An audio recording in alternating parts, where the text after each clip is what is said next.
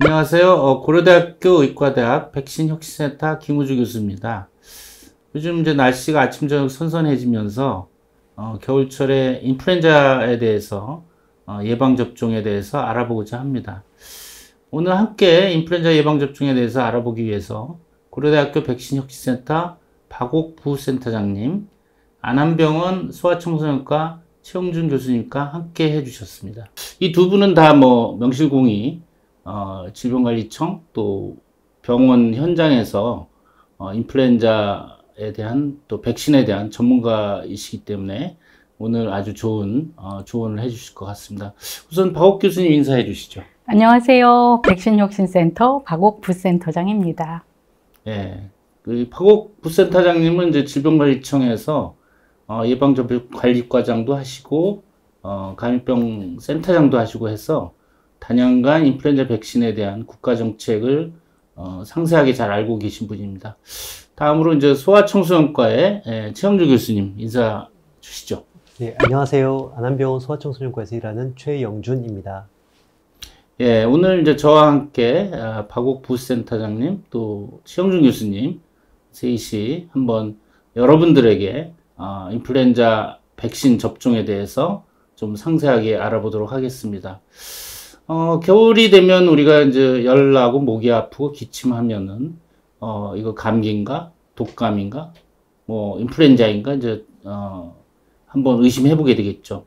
사실 인플루엔자는 인플루엔자 바이러스가 몸에 호흡기로 침투해서 인후통이나 기침, 호흡기 증상, 또 몸살 감기를 심하게 2, 3일 앓고 일을 못하게 되는 젊은 성인들한테는 어떻게 가볍게 앓고 지나가는 좀 심한 감기 정도로 여길 수가 있는데 사실 65세 이상 또 면역 저하 환자, 만성 질환 환자 이런 분들은 폐렴과 같은 합병증 또 이분들이 이제 당뇨병이나 심혈관 질환, 기저질환을 한두 가지 갖고 계신데 인플루엔자 걸리게 되면 이런 기저질환이 갑자기 악화되면서 병원에 입원하거나 또 뜻하지 않게 돌아가실 수도 있는 것이기 때문에 사실 인플루엔자에 대해서 가볍게 생각하시면 안 됩니다. 이 인플루엔자 백신 접종이 가장 효과적인 인플루엔자 예방 방법이기 때문에 오늘 인플루엔자 예방 접종에 대해서 여러분들이 좀 더 정확하게 이해를 하시고 백신 접종을 하시는 것이 매우 좋겠습니다. 사실 인플루엔자 백신 접종은 정부에서 무료로 접종하는 국가 예방 접종이 있고요.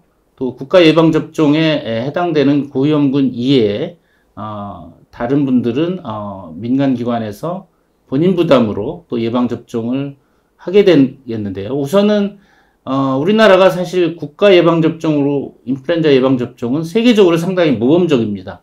특히 65세 이상에서는 82%의 어르신들이 접종을 받을 정도로 세계적으로 고령자에서 인플루엔자 예방접종은 매우 모범적인 나라죠. 그래서 우선은 인플루엔자 백신의 국가 예방접종 사업에 대해서 박옥 교수님께서 좀 먼저 설명해 주실까요? 네, 우리나라 정부는 매년 인플루엔자에 감염되어 중증 질환이나 합병증, 사망의 위험이 높은 6개월 이상 영유아에서 13세 이하 어린이, 임신부, 고령자 등 고위험군에 대해 무료 인플루엔자 예방접종을 제공하고 있습니다. 무료 접종은 올해 9월 22일부터 시작되어 내년 4월 30일까지 진행될 예정입니다. 먼저 2주 이상 간격으로 2회 예방접종이 필요한 생후 6개월부터 9세 미만 어린이에 대해 9월 22일 월요일부터 접종이 시작됩니다. 과거 접종력이 없거나 한 번만 접종한 6개월 이상 9세 미만의 어린이가 2회 예방접종 대상입니다. 이어서 1회 접종이 필요한 13세 이하의 어린이와 임신부는 9월 29일 월요일부터 접종이 가능합니다. 75세 이상 어르신은 10월 15일 수요일부터, 70에서 74세 어르신은 10월 20일 월요일부터, 65세에서 69세 어르신은 10월 22일 수요일부터 접종이 가능하십니다. 예, 국가 예방접종의 이제 대상자에 대해서 말씀해 주셨고, 실제 예방접종은 어디에서 가능한가요? 네, 무료 접종은 거주지와 상관없이 전국 보건소와 민간 위탁의료기관에서 받으실 수 있습니다. 민간 의료기관의 경우 사전에 전화나 인터넷을 통해 접종 가능 여부를 확인하고 가시는 것이 좋습니다. 질병관리청의 예방접종 도우미 사이트를 방문하시면 인플루엔자 접종 관련한 정보를 확인하실 수 있습니다. 예방접종 도우미 사이트에 위탁의료기관 찾기 메뉴를 클릭하시면 거주지 근처에 위탁의료기관 조회가 가능합니다. 김우주 교수님, 임신부나 어르신들은 예방접종을 왜 받아야 하나요? 예방접종 전과 후에 주의해야 될 사항이 있을까요? 예, 이제 인플루엔자에 걸리면 사실 건강한 성인들은 2, 3일 끙끙 앓고 뭐 해열제 먹고 툭툭 털고 일어나서 일에 복귀하기가 이제 보통 쉬운데 65세 이상 고령자 또 임신부의 경우는 인플루엔자에 걸린 경우에 인플루엔자가 호흡기 감염이 돼서 바이러스 폐렴이나 또는 2차 세균성 폐렴 또 갖고 있는 기저질환이 악화돼서 입원하시거나 또 아주 초고령자의 경우는 뭐 60대보다 70대, 80대, 90대 이렇게 나이가 들수록 인플루엔자에 걸렸을 때 사망 위험이 올라갑니다. 특히 임신부들은 임신으로 인해서 배가 불러오고 폐활량이 이제 감소된 상태에서 인플루엔자에 걸리면은 폐렴으로 해서 폐렴이 더 악화되면 저산소증이 오거나 그로 인해서 이제 태아가 위험해지고 조산, 유산 또 임신부 자체 본인도 위험해질 수가 있기 때문에 임신부와 또 65세 이상 어르신들은 반드시 그 인플루엔자 예방 접종을 맞는 것이 좋겠습니다. 또한 이제 요즘은 이제 그런 현상을 보기 어려운데 예전에는 65세 이상 어르신들을 국가 예방 접종을 보건소에서만 했었어요. 그러다 보니까 이제 10월 인플루엔자 백신 접종 시즌이 되면 보건소 앞에 길을 줄게 늘어선 어르신들을 볼 수가 있었는데 어느 때인가부터 해서 이제 민간 기관까지 고령자 예방 접종이 위탁이 돼서 확대되면서 그런 안 좋은 모습은 보이지는 않는 것 같습니다. 어쨌든 이 인플루엔자 백신 접종을 특히 고령자나 임신부가 맞기 전에는 충분히 좀 휴식을 취하고 또 수분 섭취를 충분히 하신 다음에 백신 접종을 하고 접종 후에 한 30분 정도 접종 의료기관이나 보건소에서 좀 안정을 취하신 다음에 특별한 이상 반응이 없으면은 귀가하시는 것이 좋겠습니다.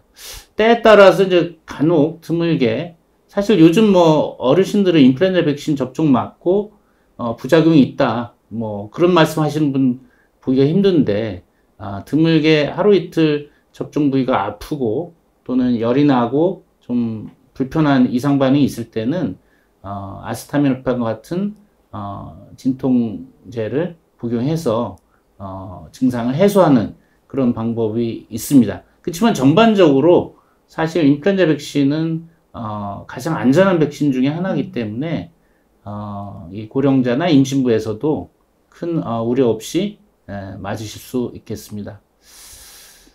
네, 주의사항을 잘 지켜서 제때 필요한 예방접종을 받는 것이 정말 중요한 것 같습니다. 그럼 접종 시기는 언제가 좋을까요?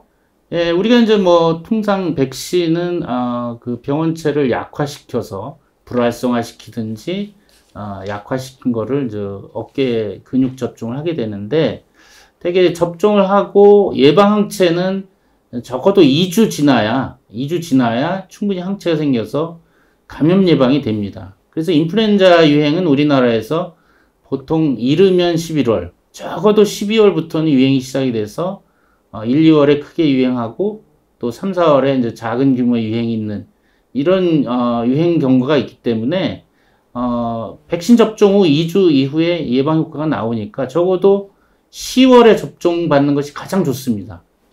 적어도 11월까지는 그러니까 보통 10월, 11월에 인플루엔자 백신 접종을 하시면 우리가 12월에 인플루엔자 유행은 보통 시작되기 때문에 충분히 예방 효과를 얻을 수가 있겠습니다.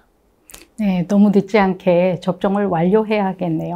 최 교수님, 소아는 왜 접종을 받아야 하나요? 또 소아의 경우는 성인하고 다르게 주의사항도 조금 다를 것 같은데 어떤가요? 네, 소아의 경우에는 크게 두 가지 목적으로 접종을 맞게 됩니다. 우선 소아도 인플루엔자 독감에 걸리게 되면 매우 심하게 앓을 수가 있습니다. 심한 폐렴이라든지 기관지염, 그리고 인플루엔자로 인한 합병증까지 많은 이완의 부담이 있습니다. 두 번째는 소아는 또 한편으로는 지역사회나 가족 내에서 인플루엔자를 다른 사람에게 전파시키는 주요 요인이 되겠습니다. 그렇기 때문에 접종을 통해서 이런 유행이나 전파 차단을 어느 정도 기대를 할 수가 있습니다. 소아에서는 접종을 통해서 감염 자체를 완전하게 차단하기는 좀 어려울 수도 있겠지만, 하지만 감염될 확률 자체를 낮추고요. 또한 이제 걸리더라도 증상을 훨씬 더 가볍게 만들어줄 수가 있습니다. 그래서 6개월 이상 모든 연령 소아에서 연간 접종을 이제 권고를 하고 있고요. 특히 영유아라든지 만성질환자들, 그리고 이제 또 영유아를 돌보는 보호자들까지 우선 접종 대상으로 고려할 수가 있겠습니다. 예, 뭐, 저도 이제 24개월 된 손녀가 있는데, 어린이집 다니면서 어린이집 안에서, 인플루엔자나 이제 코로나에 이제 걸려서 오는 경우가 가끔 있어서, 특히 영유아 어린이집 안에서 이 인플루엔자 바이러스가 유행이 되고, 또 가족 내에 이제 부모나 또 조부모님한테 이제 확산되는, 이런 것이 하나의 유행이 이제 확산되는 하나의 경로인 것 같습니다. 근데 이제 올해 이제 그 민간 시장에 10년 만에 소아용의 코에 뿌리는 인플루엔자 백신, 상품명 플루미스트인데요. 이게 다시 도입됐습니다. 그래서 이런 플루미스트에 대해서 어떤 장점이 있고 주의해야 될 부분은 어떤 부분이 있나요? 예, 저도 많이 기대가 되고 있는데요. 거의 한 10년 만에 다시 우리나라에 도입되었습니다. 이제 코에 뿌리는 생백신이고요. 이 백신은 바늘 주사를 쓰지 않는 점 때문에 우리 아이들에게 맞기 쉬운 장점이 있습니다. 특히 살아있지만 좀 약하게 만든 바이러스를 코 점막에 직접 접종을 하기 때문에 코의 점막의 면역을 유도하는 백신이고, 그렇기 때문에 아이들 코 점막에서 바로 면역이 만들어져서 호흡기에서 바로 작용하는 면역을 통해서 증상과 전파를 줄이는 데 크게 도움이 됩니다. 다만 이제 개별 효과는 연도별 유행주라든지 대상 연령에 따라서 조금 차이가 있을 수가 있습니다. 예, 저도 이제 이 플루미스트가 예전에 이제 성인보다는 아이들에서 코에 뿌리는 점막 백신으로 굉장히 그 효과도 좋고 성인보다 이제 아이들에서 많이 권고되는 걸로 저 기억하고 있거든요. 그런데 사실 이 생약독화 백신이다 보니까 또 접종받지 말아야 될 군도 있는 것 같습니다. 그래서 금기사항도 좀 알려주시면 좋을 것 같습니다. 네, 맞습니다. 그래서 생백신이기 때문에 생백신을 맞으면 안 되는 사람들, 예를 들어서 항암 치료 중이라든지 고용량 스테로이드를 사용하고 있는 등등의 면역 억제 상태인 사람들은 맞지 않아야 되겠고요. 또 매우 어린 영아라든지 특히 이제 권장 연령이 안 된 아이들, 또는 이제 심한 천식 같은 특정 만성 질환을 가진 아이들의 경우에는 권고가 좀 달라질 수가 있습니다. 아, 그렇군요. 그럼 예방접종 후에 애가 열이 나거나 하면 어떻게 해야 될까요? 아, 예. 인플루엔자 독감 백신 접종 후에 아이들이 열이 날 수가 있습니다. 그때는 크게 두 가지를 생각해 볼 수가 있습니다. 첫 번째는 백신 자체에 의한 열이 일부 발생할 수가 있습니다. 그 경우에는 열이 많이 높지 않게 38도 정도로 나면서 아이가 다른 증상 없이 꽤 괜찮은 경우가 많이 있습니다. 이때는 해열제를 사용을 하면서 아이를 경과 관찰하는 것을 추천드립니다.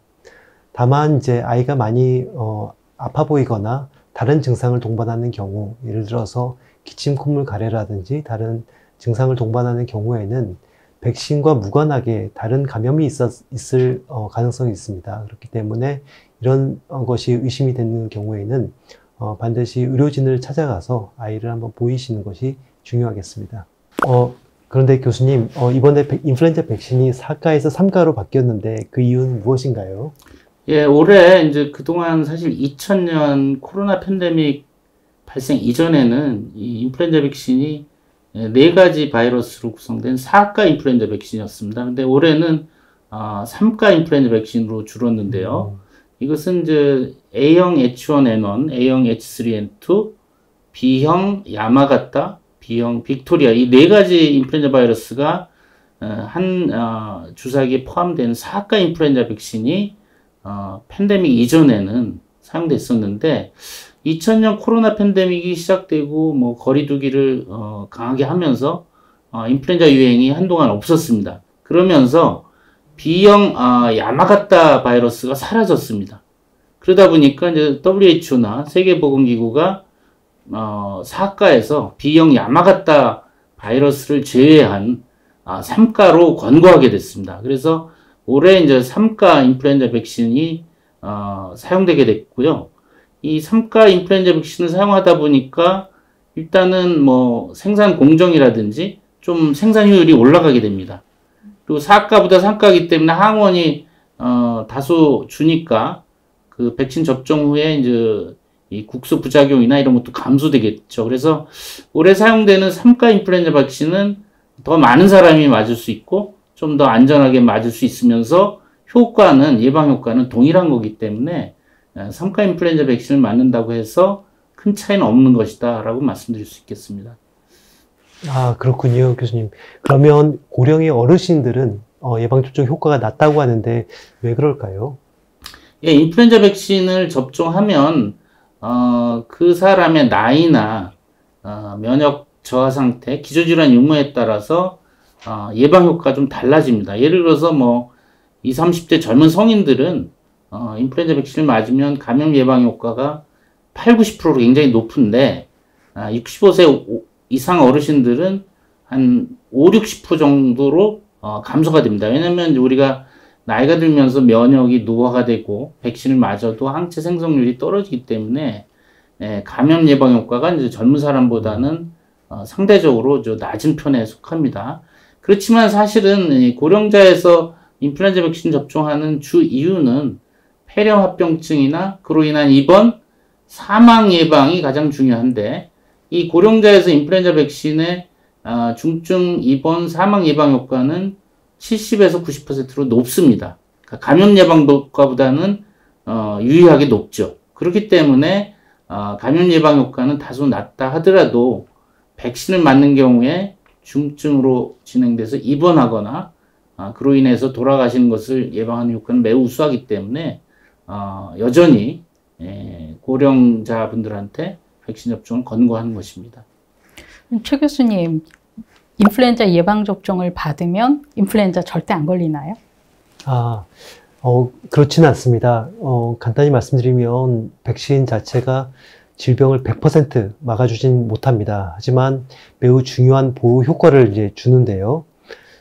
이게 100% 막아주지 못하는 이유는 이제 바이러스가 계속 변이를 하고 이렇게 변화하는 바이러스가 유행을 하기 때문에 또한 백신의 항원이 완전히 일치하지 않으면 백신의 예방 효과가 떨어질 수밖에 없습니다. 한편으로는 백신을 맞고 나서 면역이 충분히 형성되기 전에 노출되면 또 감염이 될 수 있습니다. 그럼에도 불구하고 접종을 해야 되는 이유는 백신은 입원이라든지 중환자실 치료 또는 사망과 같은 중증 건강 결과를 크게 줄일 수가 있습니다. 또 한편으로는 걸리더라도 증상이 좀 경미해지고 회복이 빨라집니다. 세 번째로는 좀 많이 맞을수록 이제 취약한 사람들, 특히 영유아라든지 고령자들, 만성질환자들을 간접적으로 보호할 수가 있습니다. 그래서 이런 접종률이 높을수록 지역사회의 유행 규모 자체를 줄이는 데 기여를 하고 사회 전체적으로 큰 이득을 줄 수가 있습니다. 그래서 최근 코로나19 팬데믹 이후에 예방접종에 대한 신뢰도가 많이 낮아져서 이제 접종률도 떨어지고 여러 감염병들이 유행을 하고 있습니다. 김우주 교수님, 혹시 무엇이 원인인지 그리고 어떻게 대처해야 된다고 생각하시는지 여쭙고 싶습니다. 즉 코로나19 팬데믹을 겪으면서 백신 접종에 대한 피로라고 할까요? 그 이제 접종률이 일부 떨어지긴 하는데 그 이유는 여러 가지가 있는 것 같습니다. 이제 코로나19 팬데믹을 겪으면서 이제 백신을 의무 접종처럼 많이 이제 접종을 하다 보니까 거기에 대한 이제 저항감도 있고 또 백신 접종과 거리두기 하면서 백신 카드라든지 의무화에 대한 피로감 이런 거에 대한 거부 반응도 있고 또 한쪽에서 음모론으로 최근 이제 미국에서도 안티백신 무브먼트가 강하게 일고 있는데 거기에 이제 동조해서 백신이 오티즘을 일으킨다. 이런 또 음모론에 또 기울어진 분들도 있어서 여러 가지 원인이 접종률을 좀 감소시키는 것 같긴 합니다. 그렇지만은 다른 나라에 비해서 우리나라는 여전히 백신에 대한 신뢰도는 높은 편이고, 특히 인플루엔자 백신 접종은 코로나19 팬데믹이 지나고 나서 65세 이상 고령자에서 인플루엔자 백신 접종률은 여전히 80% 이상 높다고 리포트가 되고 있기 때문에 큰 영향은 없는 것 같습니다. 그러니까 적어도 인플루엔자 백신에 대해서는 어르신들은 상당히 신뢰성도 높고 인플루엔자 백신을 꼭 맞아야 되는 것으로 인지하고 있는 것 같습니다. 따라서 이제 이런 그 인플루엔자 백신에 대한 신뢰도를 이제 정부라든지 우리와 같은 전문가들이 정확한 정보를 전달하고 신뢰를 높여서 계속 접종률을 높게 유지하는 것이 중요하다고 봅니다. 자, 이상 이제 우리가 이제 인플루엔자 국가 예방 접종, 또 인플루엔자 백신을 왜 맞아야 되는지, 또 인플루엔자 접종이 이 소아에서 왜 중요한지 일반적인 논의를 말씀드렸습니다.